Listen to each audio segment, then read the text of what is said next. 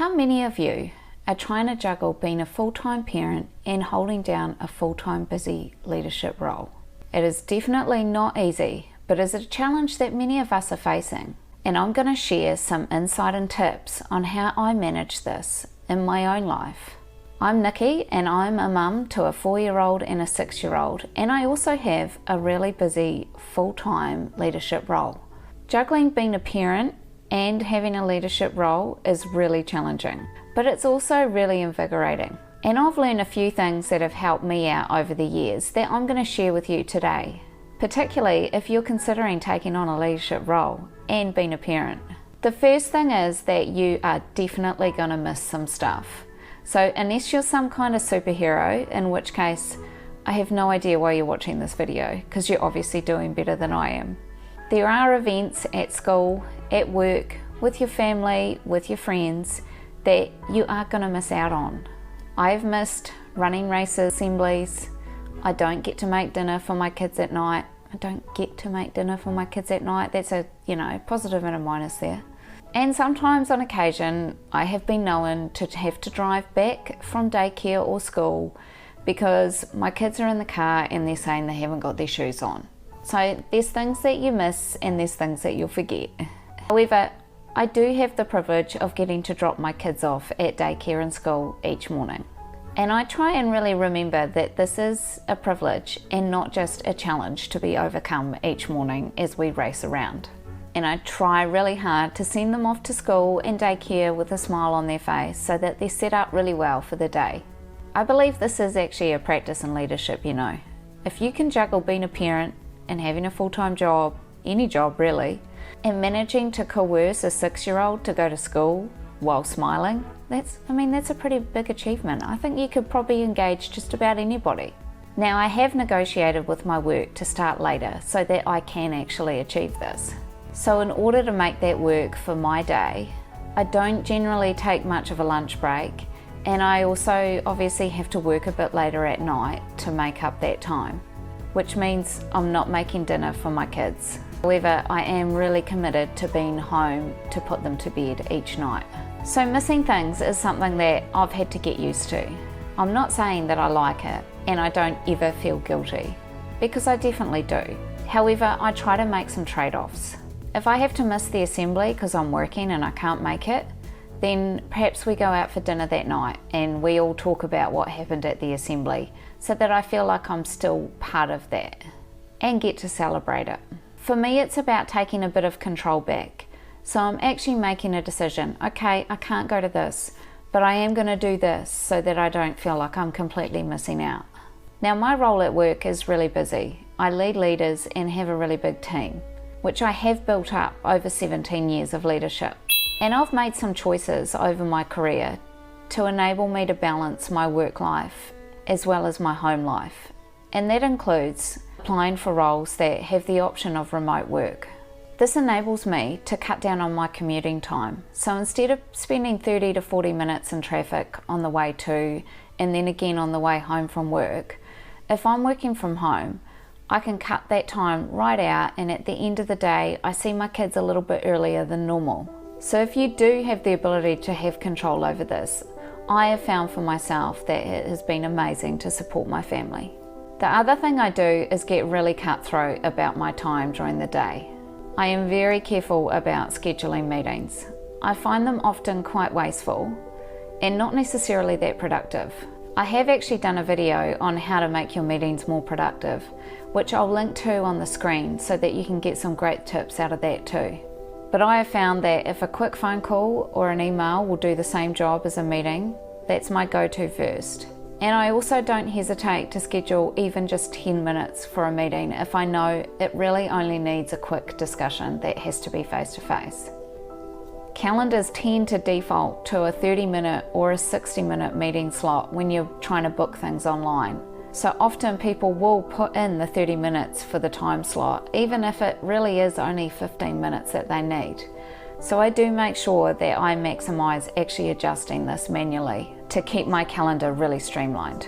I also spend 5 to 10 minutes at the end of each day just prioritizing what I have to get done the next day. This keeps me really focused so that when I come in the morning, I know what I have to get done first thing.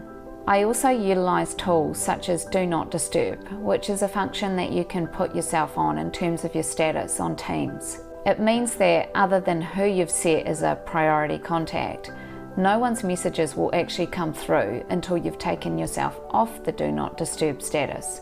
So don't forget to take yourself off Do Not Disturb, because otherwise you don't get those messages ever. I utilise that time to get those really niggly tasks done that I know I need to just sit down and concentrate on. I also tend to take micro breaks rather than a 30-minute lunch break, for example.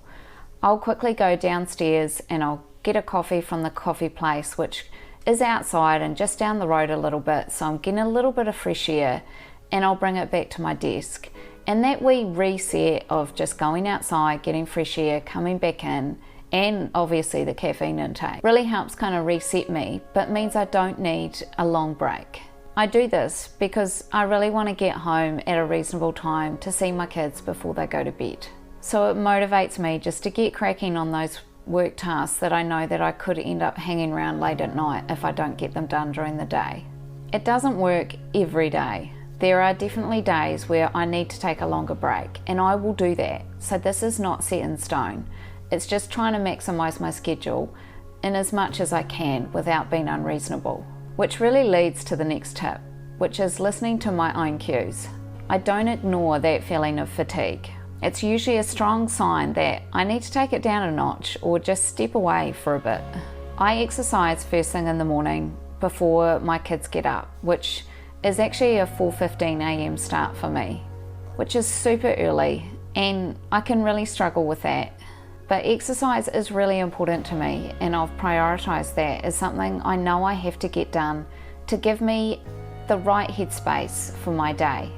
And I really look forward to it, which perhaps sounds nuts. However, if I wake up and I feel like I can't get up and I don't have the momentum that I normally do, I will keep sleeping. I can't just keep pushing through, because I know the effect of that could be that I get sick, and no one can afford to be sick. The other part of this is that I have a gym set up at home, as I can't get to the gym in the mornings before work because my husband starts even earlier than I do and gets up before 4 and goes to the gym and then starts his work day a lot earlier. So this is another decision that we made about how we're going to juggle our life. It means that he's there for the kids at the other end of the day and I do the front part. So we set up a gym and a treadmill at home so that I can still get my exercise in. So the balance of health and work is important, and I'm lucky to have a supportive partner that can help make this work. So in actual fact, delegation is important, not just at work, but at home too, to enable this balance. Now, another component to my exercise time is that when I go to use the treadmill, I actually multitask while I'm using it. So I do a lot of my leadership development work, so watching videos, reading things on the treadmill so that I keep up with my own development and leadership. I also listen to audiobooks or development stuff when I'm driving to and from work, so really maximising that commuting time as well. So that would be another tip. It's trying to fit in those multitasking activities where you can to really make the best use of your time. So while I'm cleaning the house, I could be listening to an audiobook as well. There's lots of different ways that I try and do two things at the same time. When I was doing a bit of a language course, I listened to the audiobooks that came along with that while I was doing things like cleaning or gardening. Not that I do a lot of gardening. I don't like gardening. However, if I had to do it, this would be the time that I'd be listening to something, so that it just kind of kept me going, but I also knew that I was learning something at the same time, so really making the use of that. Keeping your social and family connections is really important too, and that's another part of my next tip. It's boring, but actually scheduling this can be a real lifesaver. I would completely drop the ball on life events such as birthdays or anniversaries, and yep, I've definitely done so. I have had to go across the road from work to the dairy and buy a birthday card for my husband and I's anniversary and cross out birthday and write happy anniversary. blatantly not the right card, obviously completely last minute, but we kind of laugh about that because we both know that we've got the same competing priorities and how hard it is to fit everything in. So I find scheduling things are really important to keep me on top of all of those things and make sure that I actually spend time with my family and friends. And keeping a real sense of humour about all of this too is my next tip. I can laugh about the fact that I've obviously forgotten our wedding anniversary with my husband because we're both in the grind together and we're trying to keep a perspective on that it doesn't all have to be hard work and suffering. So my tip would be around trying to keep a sense of humour or a sense of fun about it. I really like spending time with my kids on the weekend and laughing with them and having a good time with my family and friends. And being so busy means that I often need to remind myself of that, and I think my kids keep me grounded in that too, because they don't care about work. They often ask, why are you going to work? Why are you working? There's no real perception there of what it actually means, and it makes me laugh because often my daughter will say that she's not going to have a job, that people are going to visit her in her house and they're going to give her money, which I think is, kind of genius as long as she can get enough people to come and visit her. But that kind of stuff just keeps me really grounded and gives a sense of humour about it all, because it can't all be hard work and grind, but it's definitely a challenge. And I don't think I've ever worked so hard as what I'm doing now with the family, the kids, and not to mention the leadership videos which I've been posting, because I really enjoy sharing some leadership tips and hoping that they're really helpful for everybody. So if you are enjoying this, please give me a comment, a like or a subscribe to keep me going and make sure that I know what kind of content you like listening to too. Thanks for watching.